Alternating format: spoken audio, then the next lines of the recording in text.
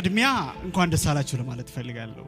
እውነቴን ነው የምላችሁ፣ እንኳን ደስ ያላችሁ፣ እንኳን አደረሳችሁ። ምክንያቱም ብሬክስሩ አሁን ያመጣልን ፐርሰናል ፋይናንስ ትሬኒንግ ፓኬጅ ሰው አላማውን ብቻ ነግራችሁት ተሰልፎ የሚገዛው ስልጣን ስለሆነ በዚህ ዓለም ላይ መፈላሰፍ አለበት፣ ብዙ ነገሮችን ማድረግ አለበት፣ ለዓለም ማበርከት አለበት። ያንን ነገሩን ለማስኬድ ግን አንዱ ትልቁ ነገር ምናልባትም የሚይዘው ፐርሰናል ፋይናንስ ትሬኒንግን ባለመውሰድ ነው ብያምናለሁ። ፋይናንሻል ህይወቱን ባለማስተካከሉ የሰው ልጅ ከሆዱ አልፎ ከራሱ አልፎ ለሌሎች መትረፍ የሚችል መሆኑን የሚያስረግጥ የሚያሳይ ስልጠና ነው። ያለንበት ዘመን የኢንፎርሜሽን ሶሳይቲ ነው አይደለ? ዘመንን ማንም ሰው ወደ ኋላ ሊጎትተው አይችልም። ባይ ዲፎልት የሚመጣ ስለሆነ ሂዩማን ስትራክቸር ሶሻል ስትራክቸር ባይ ዲፎልት የሚሰጠን ስለሆነ በዛ ዘመን ላይ ያለንን የመረጃ ዘመንን ተጠቅመን ለውጥ ማምጣት የኛ ነው አይደለ?